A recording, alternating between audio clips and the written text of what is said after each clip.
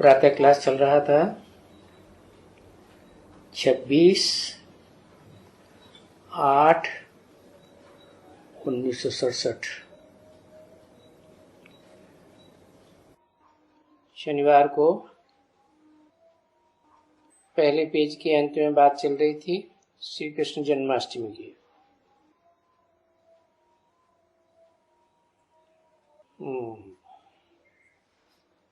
बात चल रही थी कल जन्माष्टमी है, तो ये जन्माष्टमी के बारे में जरूर समझाते होंगे और समझाने वाले भी वो होंगे जिनमें ज्ञान होगा। बाकी जिनमें ज्ञान नहीं होगा या अधूरा ज्ञान होगा, थोथा होगा, बित बित बित बित करके कुछ न कुछ किसको समझाई देगा। बाकी जो होशियार होंगे अच्छी तरह से कुछ न कुछ समझाएंगे, अच्छा समझाएंगे कि तभी वंडर की बात है। ये जो जन्माष्टमी है, ये श्री कृष्ण कौन था?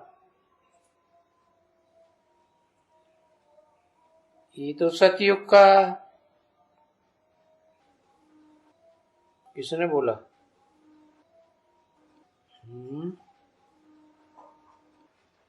ये किसने बोला? ये तो सतयुग का ब्रह्मा बाबा ने बोला।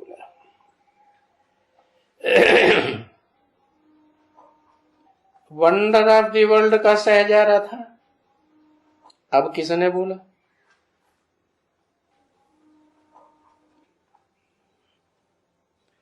कि वंडर ऑफ द वर्ल्ड का सहजादा था, शिव बाबा ने बोला।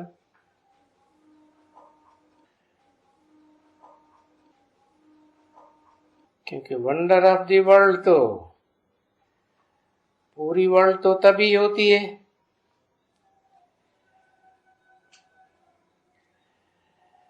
जब कलयुग का अंत होता है, नई दुनिया की शुरुआत होने वाली होती है, तभी ये वंडर ऑफ द वर्ल्ड प्रकट होते हैं।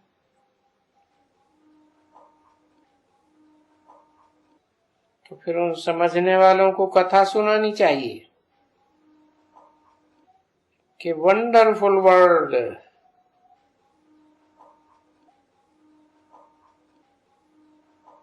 वो वंडरफुल वर्ल्ड,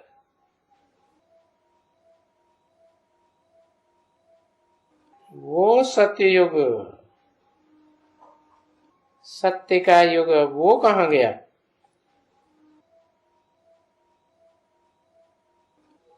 सौ % सत्य का युग कहेंगे या कुछ परसेंटेज कम कहेंगे?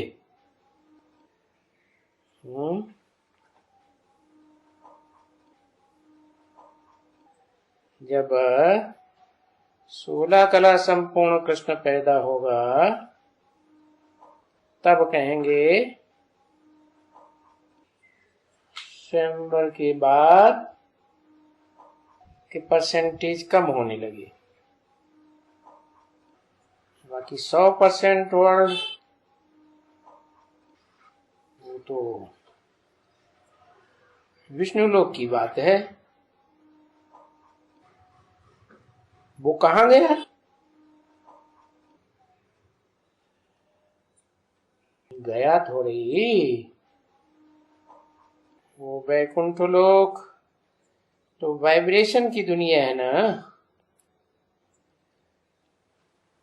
अभी तो कलयुग है। ये जो सतयुग की सीढ़ी है, ये सीढ़ी कैसे उतरी जाती है? जब इंद्रियों से भोग भोगते हैं तो सीढ़ी नीचे उतरते हैं। चाहे ज्ञान इंद्रियों से भोगते हैं, चाहे कर्म इंद्रियों से भोगते हैं, तब सीढ़ी नीचे उतरते हैं। विष्णु लोक में तो नीचे उतरने की बात ही नहीं। नीचे उतरेंगे तब जब सतयुग का पहला जन्म शुरू होगा 16 कला संपूर्ण देवात्माओं का, ये तो सूर्यवंशियों की दुनिया है ना। असल सूर्यवंशी, सूर्य को कोई कलाओं में थोड़ा ही बांधा जाता है। तो ये जो सूर्यवंशी असल हैं, उनको कलाओं में नहीं जमाना जा सकता, तो नीचे उतरने का सवाल ही नहीं। चंद्रमा की कलाएं नीचे उतरती है। सतयुग से फिर कलयुग कैसे आ गया, यानी वो उतरती कला कैसे आ गई, कैसे का क्या जवाब हुआ है?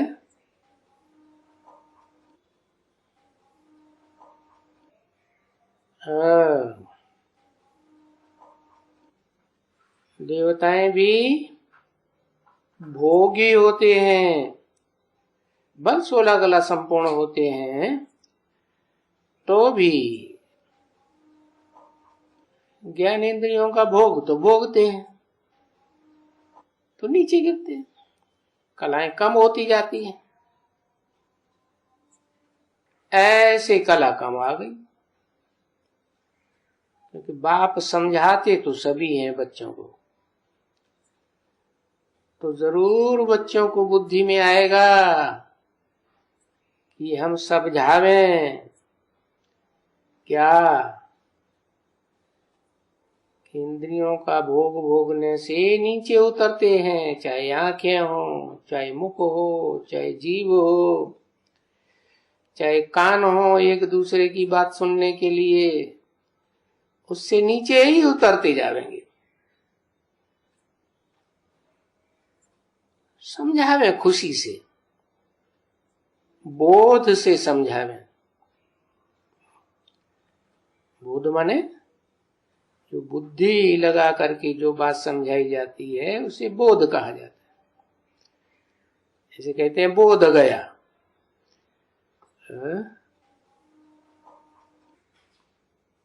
महात्मा बुद्ध को गया में बोध हो गया।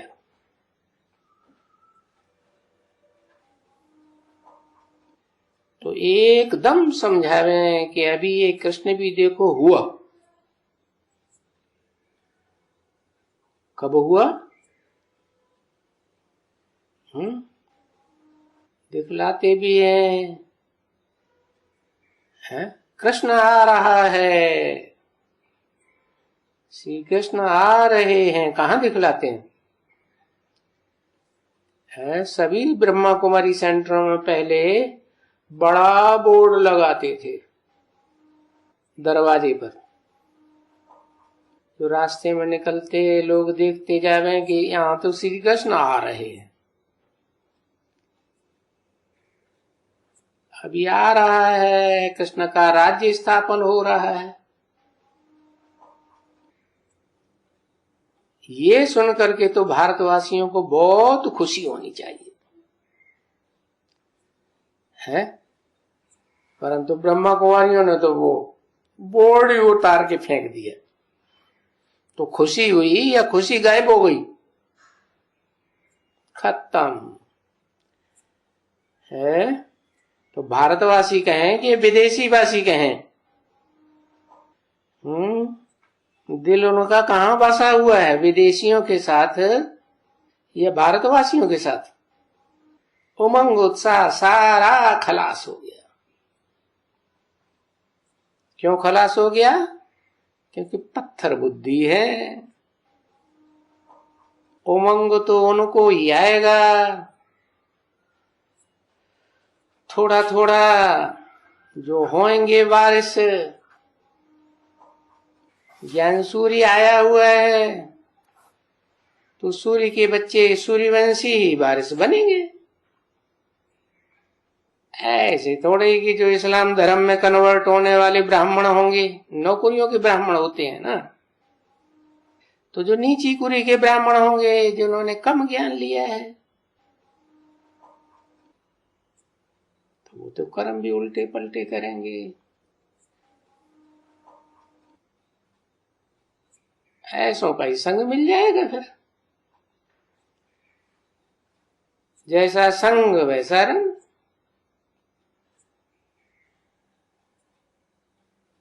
तो फिर उमंग कहां से आएगा ऐसों में?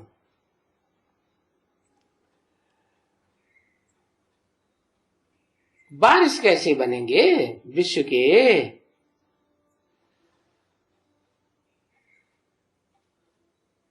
चाहे भी कोई भी धर्म के हो,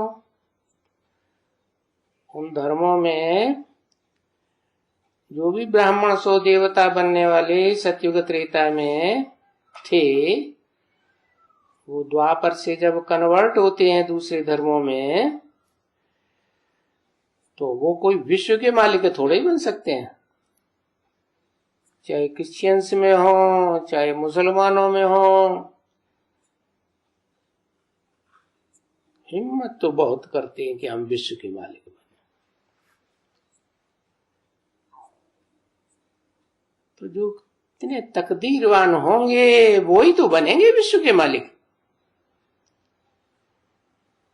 नहीं तो सुनी सुनाई बातों पर भारतवासियों ने दुर्गति पाई। बस जैसे बंदर लोग होते हैं ना, क्योंकि ये तो इनको तो अविनाशी ज्ञान रतन कहा जाता है।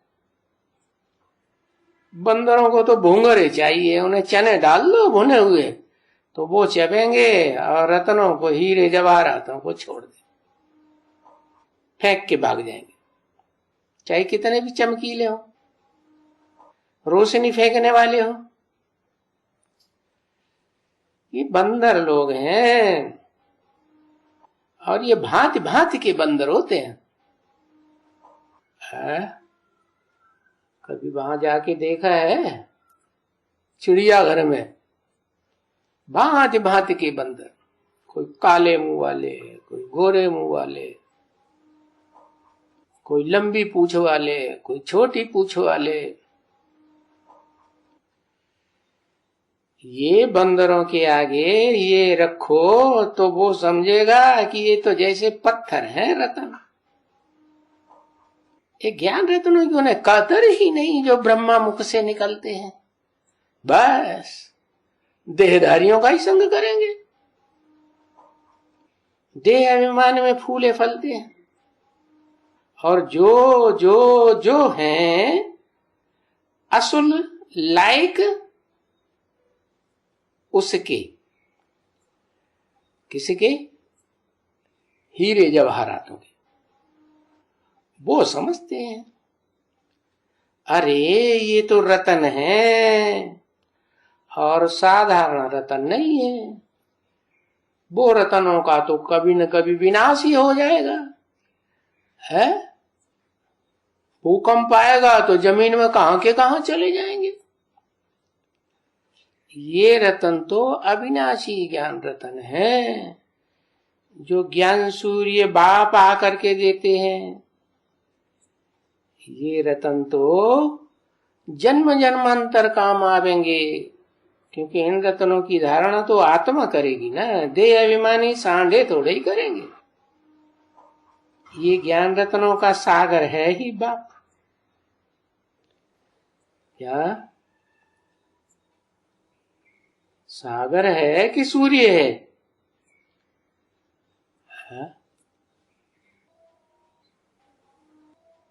क्या है? सागर है, निराकार है या साकार है?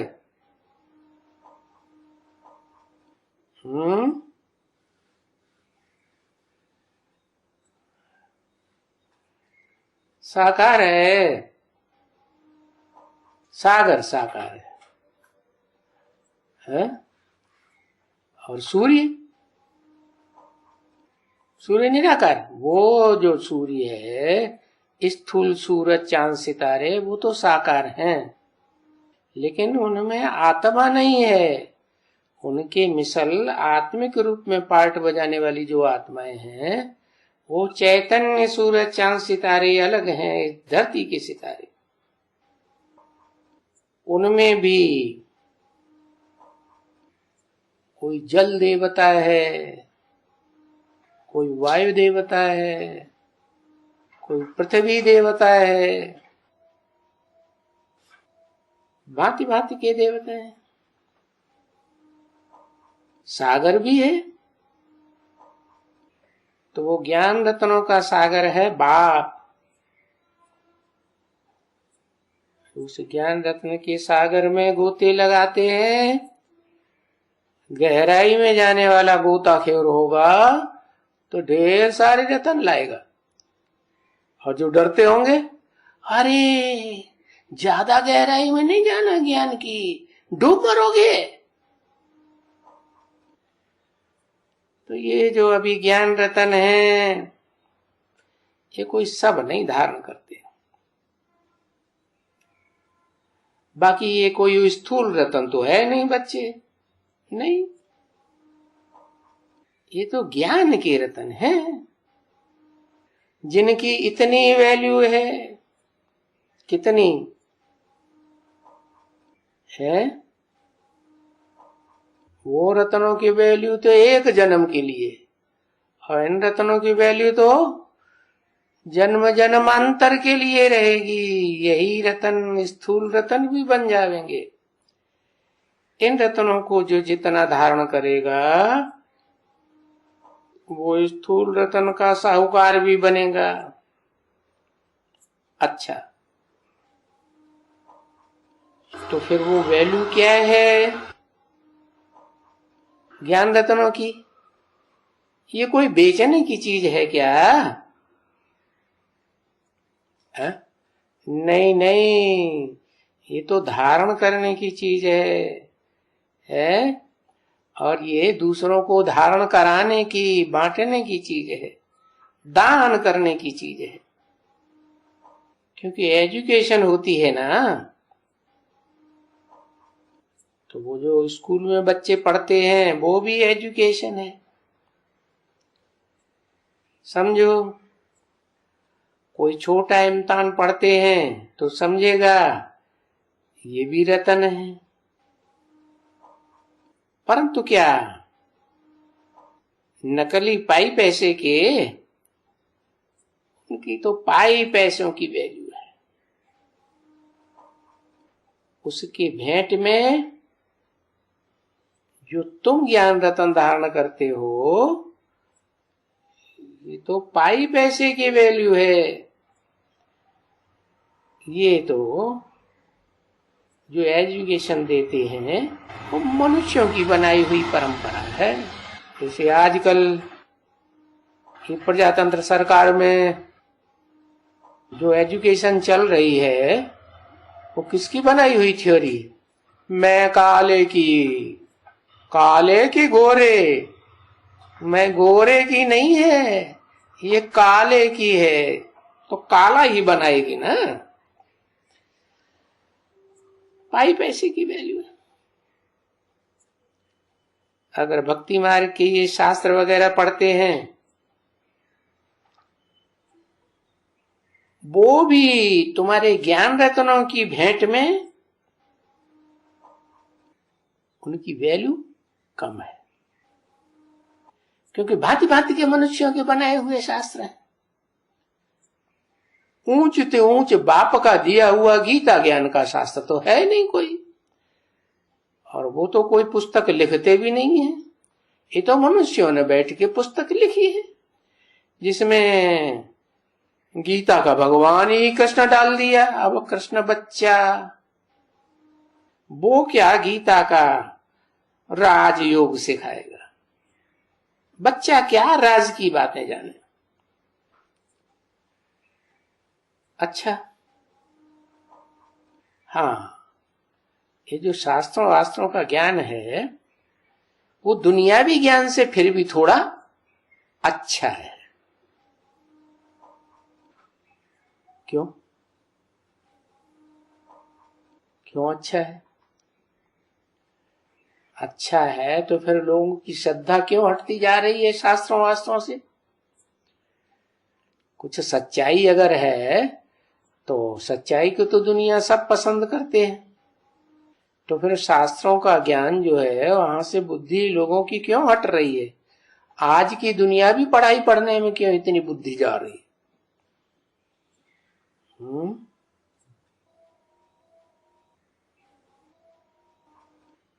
हाँ, क्योंकि माया का पॉम्प एंड शो जास्ती चल रहा है।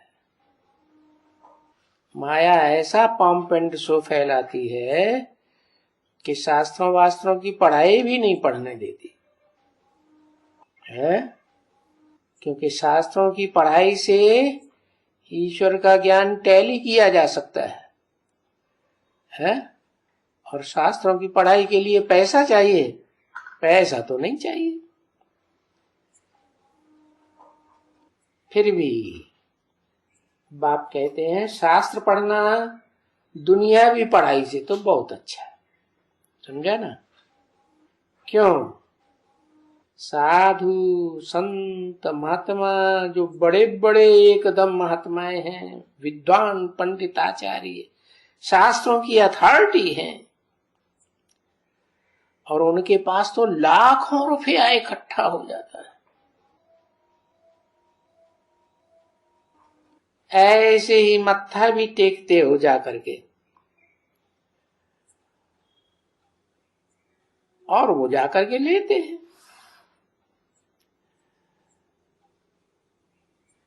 अभी वो भी तो है अल्पकाल क्षण भंगुर विनाशी, जो बड़े बड़े विद्वान पंडित आचार्य शास्त्रों की पढ़ाई पढ़ाते हैं, विनाशी न होती तो भारत दुर्गति को जाता क्या?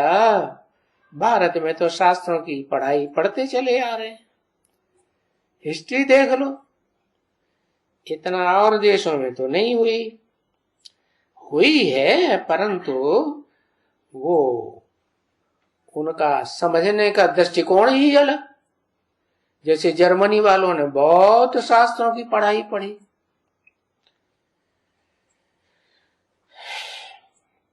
परंतु वो शास्त्रों की पढ़ाई भी क्षणभंगुर है, विनाशी है। अब ये तो है ना, ये जब सुनते हो फिर तुमको ये कोई कि ये शास्त्रों की तो सुननी नहीं है। हमको शास्त्रों को पढ़ने की कोई दरकार ही नहीं है। क्यों? क्योंकि शास्त्र को पढ़ना, पढ़ाना, सुनना, सुनाना जिसके लिए चलता है वो तो भगवान को पाने के लिए चलता है।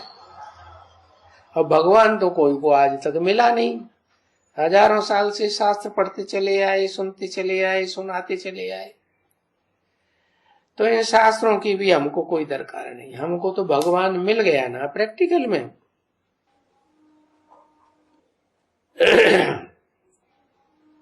तो भगवान आते हैं तो नई दुनिया स्वर्ग बनाते हैं।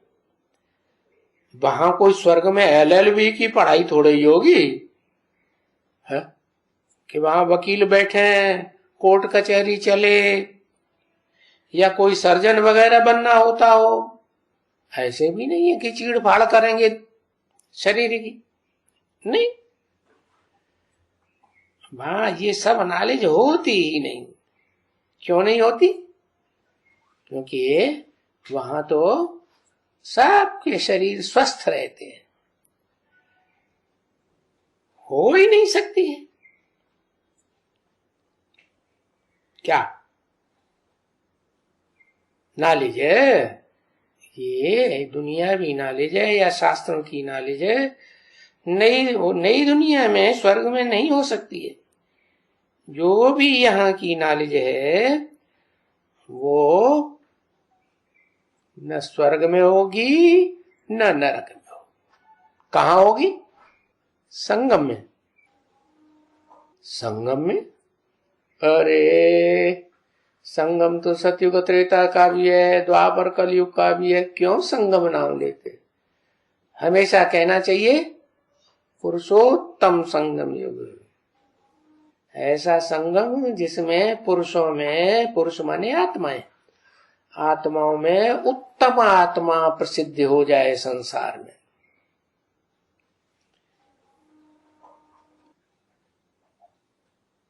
तो वहां ये कोई भी दुनियावी नॉलेज नहीं हो सकती, हो ही नहीं सकती है नई दुनिया में।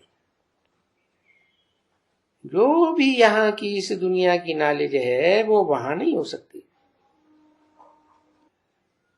वहां तो तुम यहां से प्रारब्ध ले जाते हो। कहां से?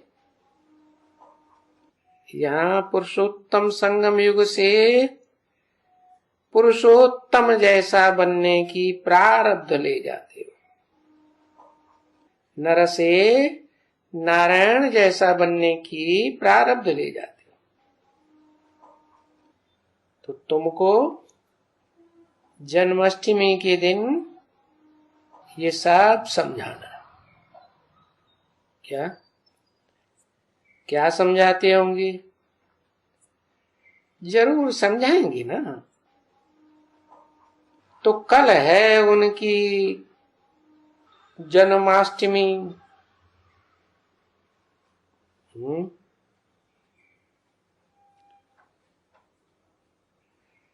तो ये जन्माष्टमी क्यों कहते हैं?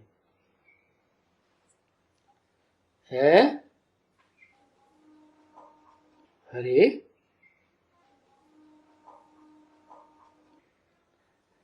जब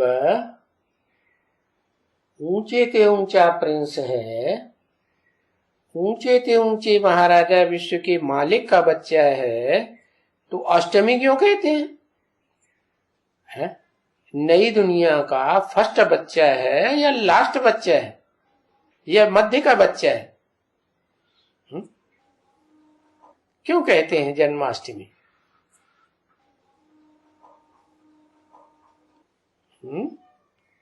इसलिए कहते हैं कि संसार में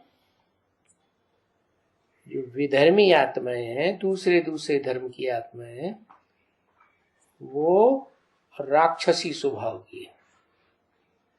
और वो राक्षसी स्वभाव के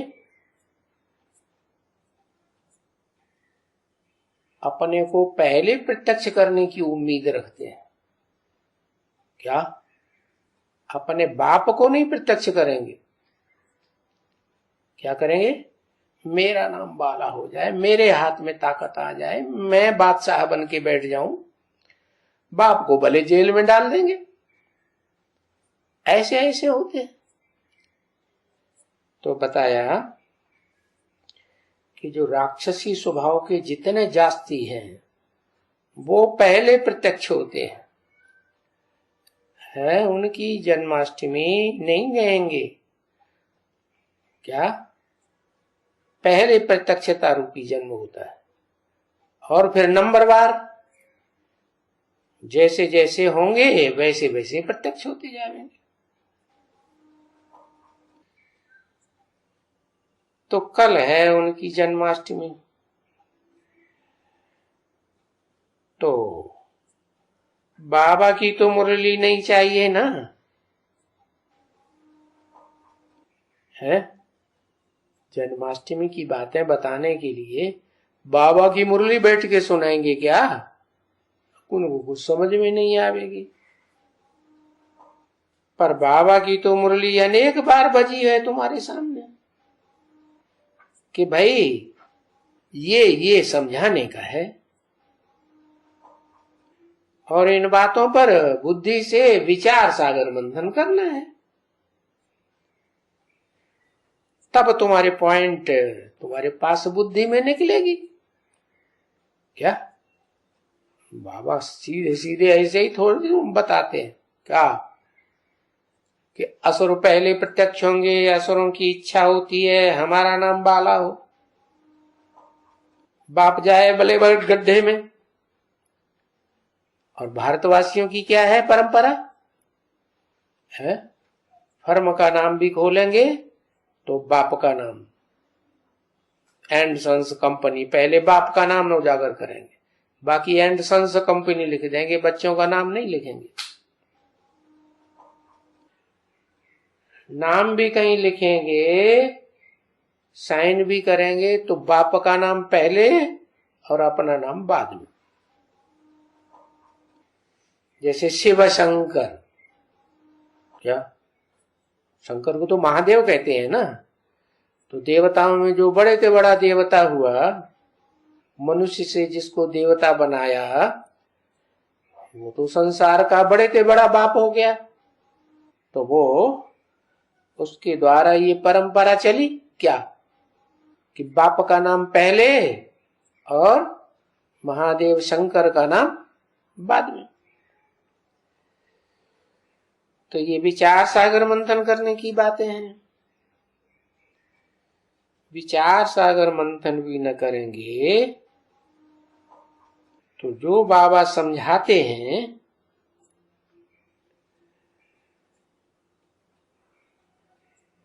कि कहाँ भी किस टॉपिक के ऊपर भी अगर भाषण करना है तो वो सुबह को उठ करके या रात को बैठ करके, बल्कि सुबह का टाइम अच्छा है, तो 2 बजे 3 बजे उठ करके हमको किस बात पर, कौन से टॉपिक पर बोलना है, वो बैठ करके लिखना शुरू कर देवे। क्या अमृत वेले क्या करना शुरू कर देवे? मंथन, विचार सागर मंथन करते करते जो भी नई बात बुद्धि में आए वो लिखना शुरू कर देवे। क्या? जो भी विचार सागर मंथन किया। सागर मंथन क्यों कह दिया उसे? है कहना तो ये चाहिए ज्ञान सूर्य मंथन है। बोलो, ज्ञान सूर्य मंथन क्यों नहीं कहा? ये ज्ञान आता कहां से है? आता तो ज्ञान सूर्य से है ना। है ज्ञान सूर्य से आता है, तो फिर सागर मंथन क्यों कर दिया? क्योंकि जो सूर्य है वो तो सबसे डिटैच रहने वाला है, और सागर तो सारी धरणी से, धरती माता से अटैच रहने वाला है, प्रवृत्ति मार्ग का हुआ ना। तो बताया कि वो प्रवृत्ति मार्ग स्थापन करने के लिए बाप आते हैं। तो जिसका पहले पहले प्रवृत्ति मार्ग स्थापन होता है वो है महादेव शंकर, और फिर उसकी पार्वती कहा जाता है। तो उसने पहले पहले जो भी विचार सागर मंथन किया वो संसार के सामने रखा गया, तो सबने फिर उस पर मंथन करना शुरू कर दिया। वो जितना मंथन करेंगे उतने उतने और अच्छे अच्छे रतन निकलेंगे। इतना तक निकलेंगे कि हर आत्मा के जन्म जन्मांतर के पार्ट भी खुल जाएंगे। तो क्या तरीका बताया? अमृत वेले सवेरे सवेरे जो सागर है उसने जो मंथन किया हुआ है उन पॉइंट के ऊपर और गहराई से मंथन करें, जज करें कि वो राइट है, कहां तक राइट है, कहां तक रंग है। लिखना शुरू कर देना है। जैसे अमृत वेले क्लास करते हो ना, तो क्लास करते करते रजिस्टर में लिखते हो कि नहीं कुछ है? कहां लिखते? लिखते होते तो पूछते ना। बाबा ने कहा अमृत वेले लिखना चाहिए, और लिख करके फिर पूछना चाहिए, एक दूसरे को बताना चाहिए। लिख करके फिर पढ़ें, पक्का करें, फिर पढ़ करके जो भूले हुए पॉइंट्स हैं वो फिर उसमें ऐड करें। ऐसे ऐड करते करते फिर वो पॉइंट धारण हो जाएगा। धारण करें, वो भी ऐड भी करना है, लिखेंगे तो भी उनमें से वो लिखत के माफिक नहीं बोल सकेंगे जो तुमने लिखा है। कुछ न कुछ अड्डम गड्डम हो जाएगा, कुछ न कुछ पॉइंट उसमें से निकल ही जाएंगे या भूल जाएंगे। समझा ना? तो भी पॉइंट्स होंगी ना, तो कुछ तो याद करेंगे ना। तो बाबा भी तो समझाते रहते हैं कि बच्ची क्या है, देखो ये कृष्ण कौन है। ये भारत का wonder of the world, wonder of the world का ये मालिक था। क्या? पहला पहला वंडर ऑफ द वर्ल्ड ये हुआ, सबसे जास्ती वंडर। क्या बाबा ने कहा? New man of the world. क्या था कभी oldest man of the world? मुसलमान क्या नाम देते हैं? आदम है। और अब क्या हो जाता है? New man of the world. कौन आगे बनाता है? ज्ञान सूर्य बाप आकर के क्या बनाते? New man of the world Krishna को बनाते हैं या उसके बाप को बनाते हैं? कृष्ण को बनाते, बाप को बनाते। तो ये सब समझाना चाहिए ना। ये भारत आज से 5000 वर्ष पहले क्या था? पैराडाइज था। इसको कहा ही जाता है पैराडाइज।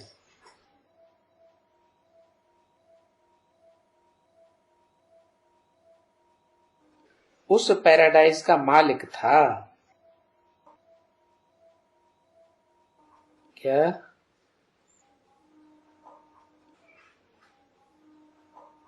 गोया विश्व का मालिक था। और तो दुनिया में कोई विश्व का मालिक था ही नहीं। कभी हिस्ट्री में सुना क्या कि सारे विश्व का मालिक कोई बना हो? नहीं। ये खंड वगैरह, इस्लामी खंड, क्रिश्चियन खंड, बौद्धी धर्म खंड, ये सब धर्म, अनेक प्रकार के धर्म खंड कुछ थे ही नहीं। कब? जब श्री कृष्ण का पैराडाइज था। तो अभी हम संदेश सुनाते हैं कि देखो कृष्ण आ रहे हैं। क्या? जैसे राज दरबार लगता था ना राजाओं का, तो जब राजा या रानी आते थे तो अनाउंसमेंट करते थे बड़ी सा, महाराजा आ रहे हैं, ऐसे। तो ये भी परंपरा कहां से पड़ी है? ये पुरुषोत्तम संगम युग से परंपरा पड़ी है। तो बोर्ड लगाना चाहिए या उतार देना चाहिए? है? ब्रह्मा कुमारियों ने तो लगा लगा के उतार दिया, बेचारी हताश हो गई। हम क्या करेंगे? है? सेंटर पर बोर्ड लगाना चाहिए या नहीं लगाना चाहिए? है? लगाना चाहिए।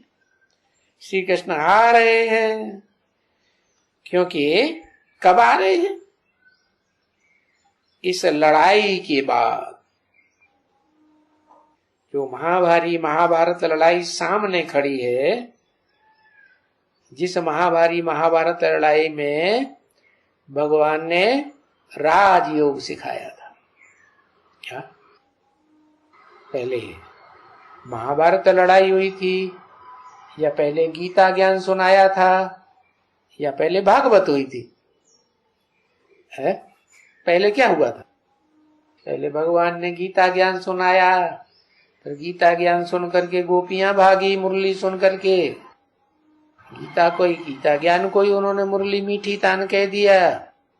गोपियां भागी तो घर वालों ने गुस्से में आकर के झगड़ा कर दिया। वो झगड़ा बढ़ते बढ़ते फिर सारे देश में फैल गया, क्योंकि भागने वाली गोपियों की संख्या बढ़ती जा रही। क्या? और गवर्नमेंट की परेशानी हो रही, रोज कंप्लेंट आ रही, ये हो गया वो हो गया, ऐसा कर दिया वैसा कर दिया। तो बड़ा भारी महाभारी महाभारत युद्ध हो जाता है। तो कनेक्शन है, गीता का कनेक्शन भागवत से और भागवत का कनेक्शन महाभारत से। महाभारत युद्ध हो गया। तो ये गीता में राजयोग भगवान ने सिखाया है।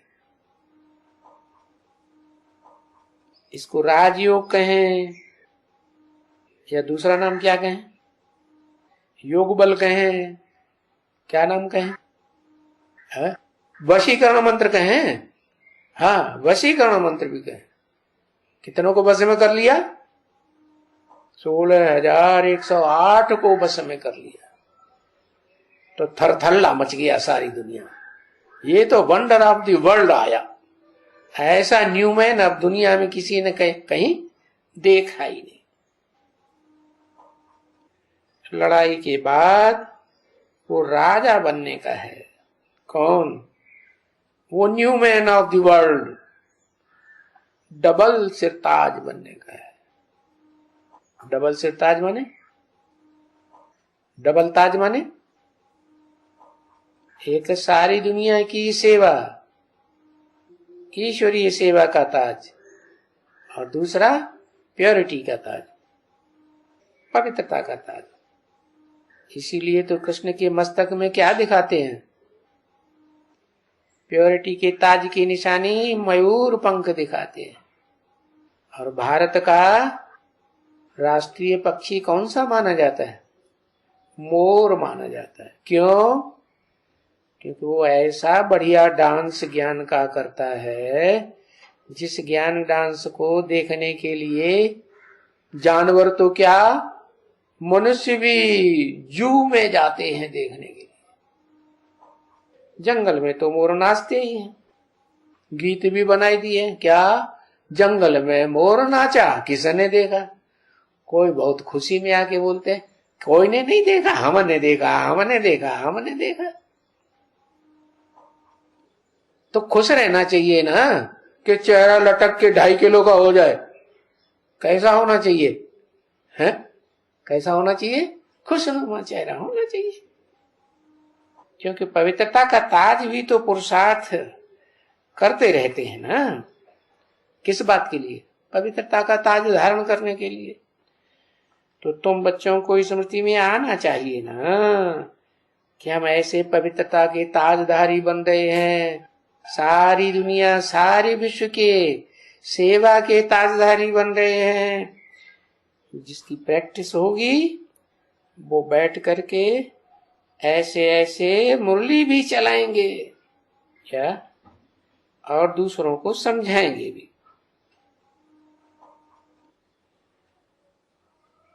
चित्त भी कृष्ण का बहुत अच्छा बना हुआ है। क्या बहुत अच्छा बना हुआ है? सीधे हाथ में स्वर्ग का गोला और लात में नरक का गोला। क्या मतलब हुआ?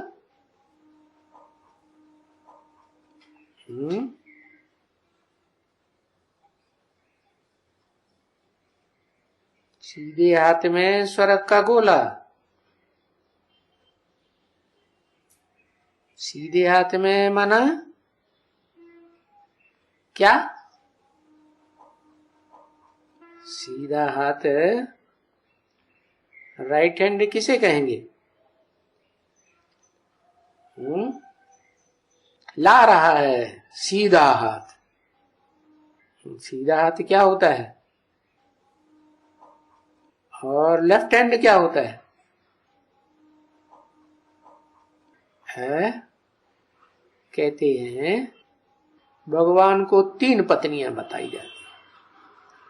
एक मायापति बताते हैं, और एक कौन सा पति? लक्ष्मीपति। और तीसरा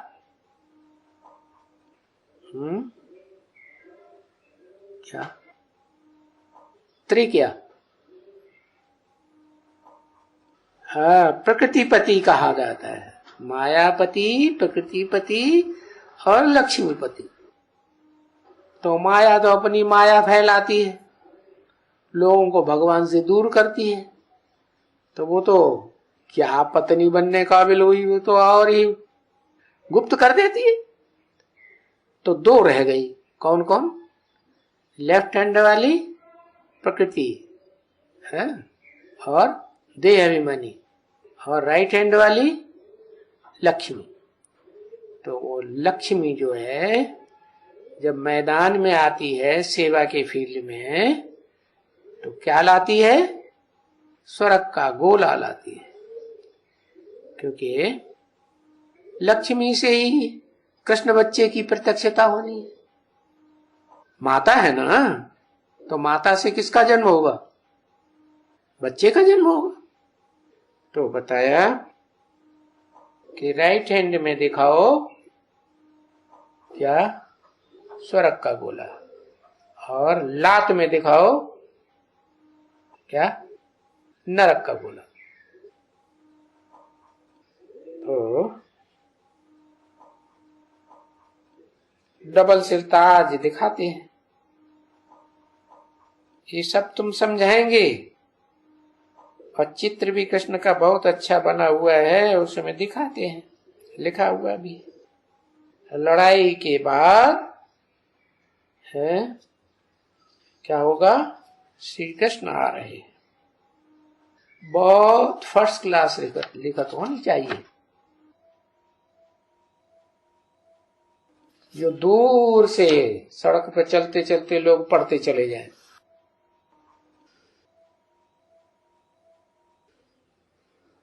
28/8/1967 की वाणी का 3रा पेज। ये क्या हुआ? हाँ, 3रा पेज। परंतु जितना बाबा कहते हैं बहुत फर्स्ट क्लास लिखत, ऐसे कोई बिरला बच्चे होगा जिनकी बुद्धि में ये बैठा होगा कि कृष्ण के चित्र में तो बहुत फर्स्ट क्लास लिखत होनी चाहिए, एकदम फर्स्ट क्लास। की लड़ाई के बाद ये गुप्त प्रिंस प्रत्यक्ष होने वाला। बच्चा जब पैदा होता है तो पहले गुप्त होता है, ज्ञान गर्भ में होता है ना, फिर बाद में प्रत्यक्ष होता है। तो ये है, इस लड़ाई के बाद ये फाटक खुलने। क्या? कौन से फाटक? स्वर्ग के। कौन सी लड़ाई के बाद? जो गायन है, gateway to heaven is Mahabharat. Om.